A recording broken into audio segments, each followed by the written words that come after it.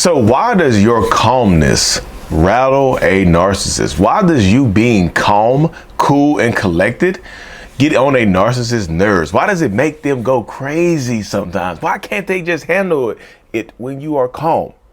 That's what we're talking about today, y'all. If you're new here, my name is Lee Hammock. I'm a diagnosed narcissist here to help you understand the mind of a narcissist. And welcome to another episode of the Narcissist Code.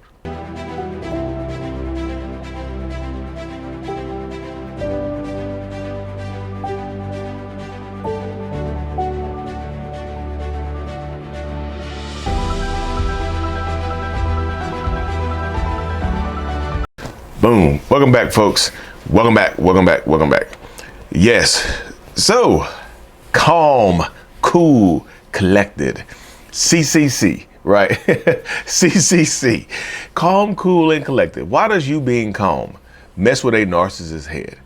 A lot of people ask me that question. Like, some narcissistic people, like when they're yelling and screaming at you, or they're throwing stuff at you, or they themselves are giving you the silent treatment or stonewalling you.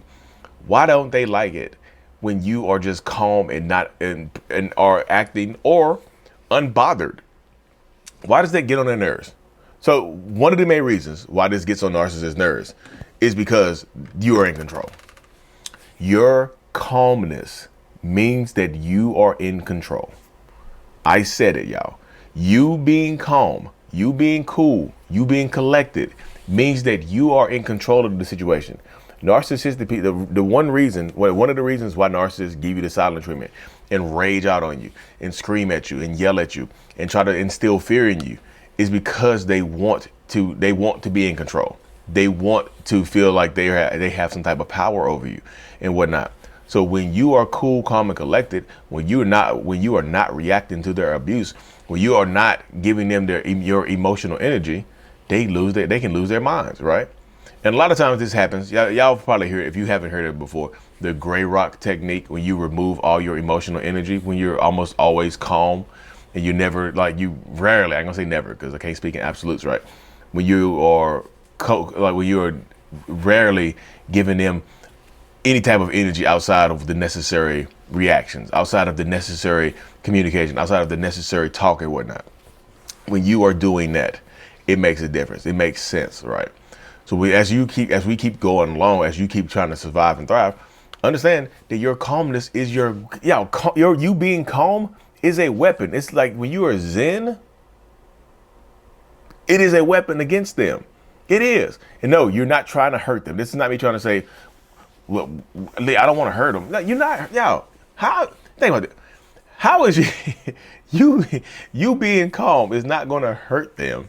It just reestablishes that you are in control. You have power. And they don't want that, right?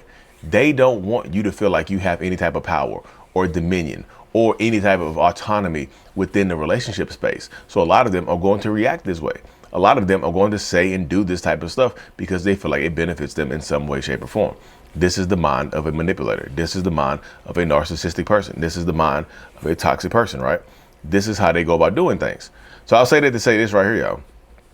As you're moving forward, use it, y'all. Use this. Use the calmness in your add being calm, cool, and collected. Add the gray rock technique to your arsenal because it can help you. Right? It's not the end all be all. It's not it's not like fix a flat for a flat tire, but it can help you out right there. And that's the main thing you want to do is get help, right? Is that not why you're here? To get help? So that's something you have to consider right there. But I also say this, another reason why narcissistic people, get uneven, get unnerved, can lose their minds when you are calm is because they are bored, y'all. They are bored. You get one of the most dangerous types of narcissist out there is the bored narcissist. The narcissist that is extremely bored and has nothing else to do. That type of person right there literally will lose their whole damn mind. Literally will lose their whole, they can't take it. So when a narcissist I believe, then this is what I believe right here, y'all, that most narcissistic people suffer from chronic boredom. Like we just get bored very easily. And once we get bored, It's very hard to shake that boredom feeling. It's very hard to not to get unbored, right? It's very difficult to get unbored in these spaces and whatnot. So so when they're bored and they're trying to intentionally antagonize you, that's what you have to think about too. Because if they get bored and you're not willing to play this game with them, they can really get upset. So they're messing with your heads, they're messing with your minds, and they're like, oh, life is boring. Everything. And the crazy thing about the boredom part is, y'all, everything else could be going well, right? Literally, everything else could be going well. Like literally, every single thing everything else in the relationship, everything else in life could be pristine, could be at the top, at the peak. Everything else could be peaking at the top. And then out of nowhere, boom, they get bored and still try to disrupt you. They get bored and still try to disrupt you. Like I said, and if they can't unnerve you, if they can't rattle you, if they can't get a reaction from you, yeah, sometimes they will lose their minds even further. So this is why I'm saying, like, you being calm is a weapon, right? And you not giving them your reactions is a weapon. But again, y'all, it could backfire you sometimes when you get these ultra abusive, manipulative, ass beating narcissists that will try to put their hands on you or try to put their hands around your throat and stop you from breathing. I gotta say it like that. Stop you from breathing. A lot of them will do that as well. But that's something that happens. There really is something that goes down. There really is something that gets deeper as you go along when you're dealing with manipulative, abusive people. They keep doing the same thing over and over again because they absolutely do get bored. And they want you to play games with them, right? Because in their minds, this is another thing right here, y'all. In their minds, if you're too calm, you don't love them anymore. Especially when they're so used to you reacting to them, when they're so used to you giving them emotional energy, they see that as you caring. So when you remove that or try to remove it, it's not a perfect science. You can't remove all your reactions. You're a human being, right? Sometimes you're going to falter, right? It's not a perfect science at all. But when you remove those reactions, when you remove that energy that you're giving them, they do tend to get mad as hell. And like I said, because they think that you have someone else. Because this is the clear black and white thinking of a narcissist mind right here, y'all. If you're not giving me that energy, you must be giving it to someone else. That's the clear and present meaning of it right there.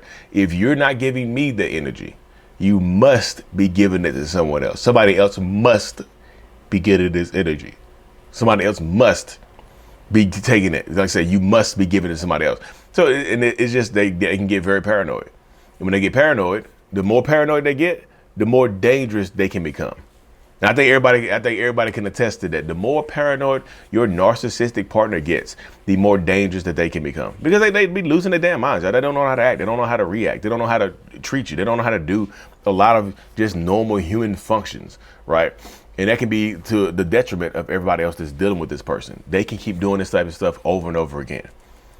So like I said, even when they start accusing you, because like I said, if they yell and scream at you, or they stay out late at night, or they or give you the silent treatment, or you go through they're doing sometimes y'all realize this, they're doing some of this stuff intentionally to try to antagonize you. They want to set you off. They want you to feel a certain type of way. So if they can do this and it works, they'll keep doing it. So in their minds, if I do this and she doesn't react, or he doesn't react, or they don't react to me, then they don't care about me, which means they have someone else. You see how asinine that mindset is right there? It's just like, they must not care about me because they did this and they did that. So it must mean that they have someone else. This must be the mentality of it all. This must be how it works. Because they would do the same thing, y'all. If they are not connected to you, they are either seeking out someone else, or they already have someone else. So they're assuming that you have the same mentality. They're assuming that you have that same mindset. This is what they're assuming right here. They're assuming that the same things that they're doing to you, or that they would do to you, that you would do to them, that you would hold them to the same account that they would hold you. This is the mindset of a narcissist right here, y'all. And this is why it can be so dangerous to deal with them over and over again. This is why it can be so dangerous to do the constant back and forth stuff with this abusive, manipulative person. This is why it can be so dangerous. So this is something like that. This is all things you have to consider, y'all. Your calmness, your stillness, your zen is a superpower against this abusive, manipulative person. But that's something you have to work on, y'all. It's not, again, like I said earlier, it's not a perfect science. It just isn't. It's not a perfect science. It's not something that's, you're going to perfect. This is things right here that are going to take a while to just, because you can't go from reactive abuse episodes where you're yelling and screaming and throwing stuff at them to being calm the next day. That's tough. So it takes a little while to build up this zen. You have to go and you have to do a lot of talking to yourself and have a lot of, get a lot of support from other people, if it's possible. Other people that understand what you're going through, not people who don't understand it, not people who don't get it, people who understand what you're going through, people who can attest to it, people just like, that's right, I remember that. I know how that happens. I know how that goes. But anyway, y'all, thank you for tuning in into another episode. I appreciate y'all being here so much. If you don't know, April 5th, we'll be in St. Louis, Missouri for our next in-person workshop. April 5th, St. Louis, Missouri, in-person event, in-person workshop, meetup, whatever you want to call it. And then April 12th, we're going to be in Durham, North Carolina for our next meetup as well. So the 5th, St. Louis, the 12th is Durham, North Carolina. You can find more information at mentalhealness.net/events or go to mentalhealness.net. Scroll to the bottom. It's at the bottom of the screen, y'all. Anyway, y'all, see y'all in St. Louis and Durham, and I'm out. Peace. Before you go, make sure that you hit that subscribe button if you haven't already, y'all. You already here. Just hit the button. Also, you can find my coaching, my courses, my one-on-ones. Everything is available at my website, mentalhealness.net. Kids book, self-love journal. Also, check out joining the channel memberships as well, y'all. Thank you so much for being here. I'm super grateful. I'm out. Peace.